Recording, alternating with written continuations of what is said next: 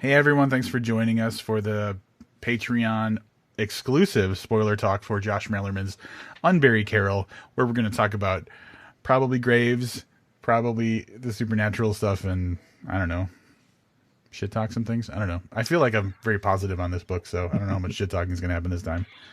I might shit talk a little bit, but I said in the regular review that like my three favorite things. So I'm gonna try to.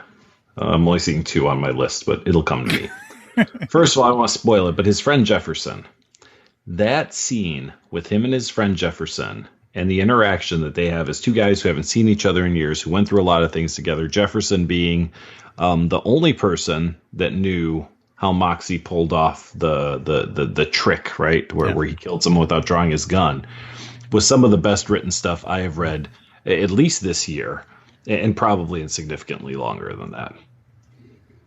Yeah, yeah, I was really I could feel that like old friendship, like two people had a lot, but then don't have anything anymore other than that past. yeah.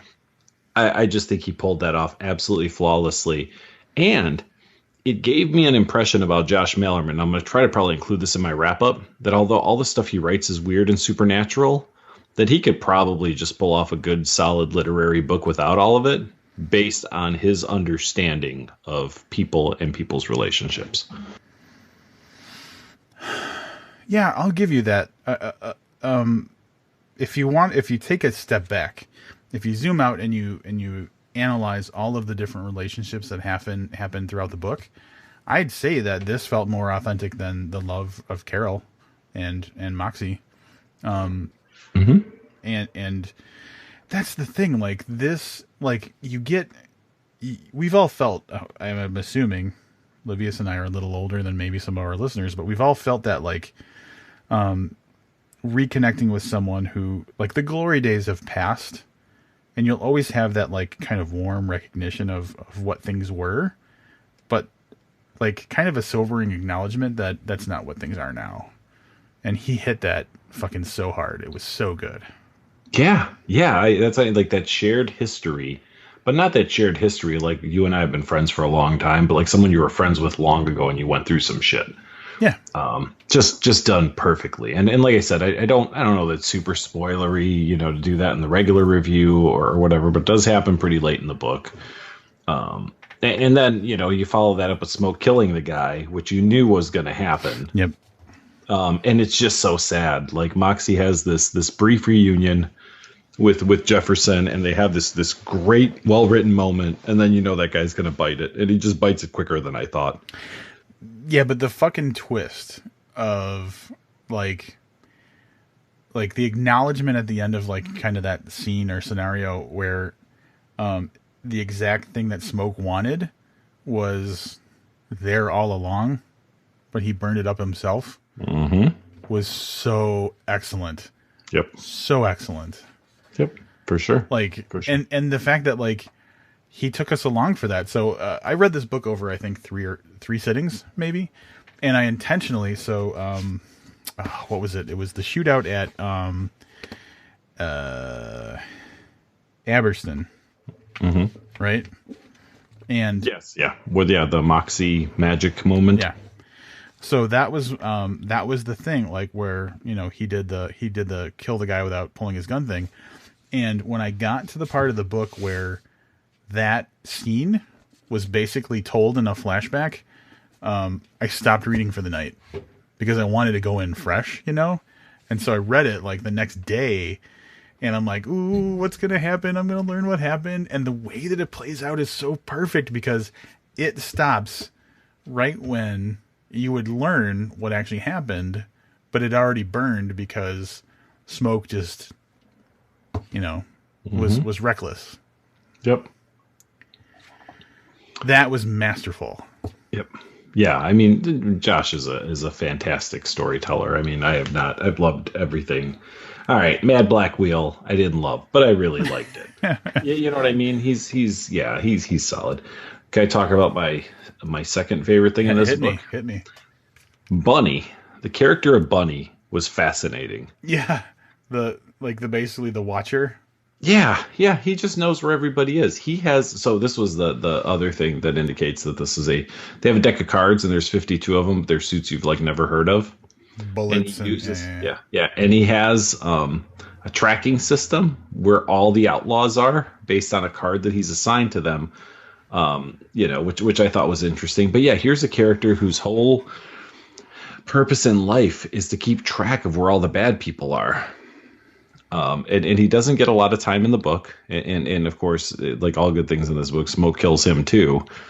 But I love that character. That character could be the main character in his own story, were he not dead. And his story entirely justifies itself. That's the fucking beautiful thing about the Bunny character, is that you would think that based on what we've said so far that he's useless if you haven't read the book. If you have, you know why he is useful. But then he justifies it by saying, like, because Bunny watches, the outlaws, he knows where everyone is, and he knows how up to the job they are, basically. So, like, if someone wants to hire someone and they don't go through Bunny, they don't know what they're getting. So he's kind of like, a quality assurance that you're going to get the hired gun that's going to be the most effective. And like once you read that, you're like, holy shit, Bunny's amazing. Yeah, I really, really liked the bunny character. Yeah, that was great. Mm-hmm. Absolutely great. Did you have a third, or do you not know what your third? Yeah, is? I don't remember what it is. I know I had three, and now I can't. It'll come to me as we talk about some other things. So I want to talk. We didn't talk much about the Dwight Evers character because he's really just a piece of garbage, and for the most part, he's a plot contrivance. He's the person who's he's the catalyst for saving Carol. Going deeper into his character, he essentially is represented throughout the book as just being like a guy who feels he like that. Like the world's out to get him. Like everything is an injustice against him. And he's living in the shadow of his wife, who's a better person, like never realizing it's just because he's a piece of shit. Not, you know what I'm saying? Oh yeah. But like the way that his mind attacks itself basically as, cause he's a piece of shit and he's evil, but he's not capable of being really evil. And so when he does a really evil thing, he starts to unravel because he just can't handle what he's done. And that was done, I think, wonderfully as well, because it's almost like a kind of a telltale heart moment. At one part, there's a concentration of him freaking out later in the book where like he kept asking himself over and over again, like, what if she woke up now? Like over and over again. And you've read Edgar Allan Poe, the Telltale Heart, right? Mm-hmm. Yep. That's exactly what I thought of, is like, this man is allowing the guilt of what he did completely just like unravel himself. And in the long run, it doesn't have kind of Telltale Heart effects, but at the same time, like, he's not getting through this the way that he thought he would. Yeah, he's just a weasel. I mean, that's really the quick summation of your description for him. Like he's not a bad enough guy to do the bad things. Like he's very passive. So, he waits for Carol to go into a coma, and instead of killing her by smothering her with a pillow, he just hopes they can get her in the ground in time. Right. Fast enough. Yeah. And that's the problem with that whole thing is he causes his own issues. So had he have smothered her, she'd at least be dead, and he wouldn't have to worry about what if she wakes up now. He would have every leg to stand on. Mm-hmm. But he's just very passive in his aggressions. You know what I mean? So it's that waiting for something to happen. And you're right, he's totally not taking responsibility for anything. He's just super weaselly. I mean, obviously he was meant to not be a likable character, right. But there's just nothing about him that a normal person could even identify with. So we've identified, and you're gonna love how I put this together. Maybe I love how I put this together. We've identified him as a self-defeating person, which is so great. Thinking about how he dies, and how he dies. Fuck, that scene was so great because it told you so much without really saying much at all. After Carol is saved and the weird fucking springboard casket thing, which was pretty cool. And Was very cool. Hattie didn't get a mention yet, but good for her for like Mm-hmm. basically spending her entire life trying to save Carol's life just in case. Mm-hmm. That's amazing. Yep.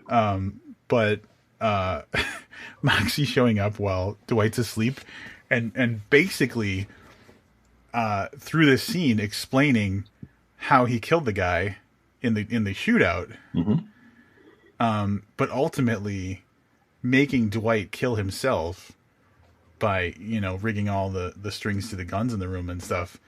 Fuck me, man. I could have never expected such a satisfying ending. I agree. Now, on one hand, Moxie makes this whole trip, and he's completely unnecessary, right? Because Carol has gotten out of it on her own. Yeah. And the way that scene is even written is he just gets out of the crazy spiral where Rod is fucking with him, and the ground is moving under his feet when he's trying to run to the cemetery, and then he smashes this casket. And there's nothing in it. So you're like, at least for me, I was kind of in this land of, well, was he tricked? Is this all still a vision? Like when he was in the hotel with Rot and seeing all kinds of weird shit. But yeah, then you find out that basically Carol's just standing behind him going, all right, James, enough. Like, that was cool and all, but I'm all right. I'm cool. Right. But yeah, the string thing. So my only issue with the string used for the magic shootout is when it happens in the sheriff's office. I'm a little confused on how that same trick went down when he gets away from that woman sheriff. Yeah. So I'm still not clear on that. I don't care. I mean, I don't care enough. I really liked so many things about this book. The only so there's that piece that I thought maybe could have been fleshed out a little better. The other thing is Smoke taking this time in these, like, whatever you said, 6 towns to go burn the guys down who took his legs like many years ago. Right. Yeah. When he's so good, I mean, he can find Moxie right away and stay on his track, the whole but like he had to go and get Bunny to tell him where these dudes were. I was a little I found that to be a little gratuitous, I guess. But you just reminded me, I can't remember the name of the character, but the guy who was super excited about Moxie. Ronaldo. Yeah. Deserves a mention because Ronaldo was there to witness the original showdown that made Moxie a legend. And years later, and inspired, I guess, in that moment, believing that it was magic, to study magic for 2 decades. And everybody thought he was a loser and whatever. And I think he was a little bit of a pothead too. I could be wrong about that. Maybe. I don't know. I'm not sure. Because he went to that shed behind his house and he was like getting high or whatever while he was like studying magic. Oh, yeah. You're right. Yeah, he was a little bit of a pothead. So I think that he was just like the crackpot hippie kind of is what everybody thought of him as. Like it would be the equivalent for us. And so, man, the more we talk about this book, the more I realize just how fucking great it is. But like the fact that he was inspired by that shootout to study magic, to essentially prepare himself 20 years later to be the perfect sidekick to help Moxie beat the bad guy, Smoke, at the end. That's fucking great. I agree wholeheartedly. The Ronaldo character, so well, good. yeah, and the way he was written in was because there's so many of these kind of tangential,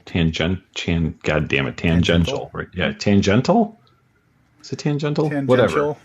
Tangent characters, like Bunny, like Ronaldo. You know what I mean? So you're like, okay, this guy's come and gone, and Smoke fucked this guy up too, and then he pops up, 30% later into the book. Yep. As a decoy, was really good because then you fill in your whole story, right? So he figured out that Smoke is the guy who's after Moxie, and then he basically beats Smoke because he doesn't stop at 15 other places. He tracks down Moxie to tell him and to help him defeat the evil Smoke. Yeah, here's the whole thing. You're right. The Carol and Moxie story and the Carol and Dwight story were the weakest things in this book, right? Yeah. I knew that Ronaldo didn't die in the outhouse. Oh, nice. Yeah, I didn't give him another thought. I thought he was just another way to show that Smoke was coming through and collecting information and, someone else to see to see Moxie, through their eyes. So if you contrast, here's what I knew. If you contrast the scene where he kills the 4 people who took his legs versus the outhouse scene, there is the burning chaos in both of them, but there's no reaction from the victim in the Ronaldo scene. Oh yeah, that's true. So that's a good point. Yeah. Yeah. Anything else you want to talk about? No. I think we're gonna have to explain to people that this is the time to sign up for Patreon when we go back over to our regular review, because I feel like we talked about a lot of awesome stuff. So, all right. Well, thank you first and foremost for being a valued patron to our podcast. We could do this without you. It would just be more difficult. So we appreciate you making this much easier, and we look forward to continuing to do this for our patrons for a long, long time.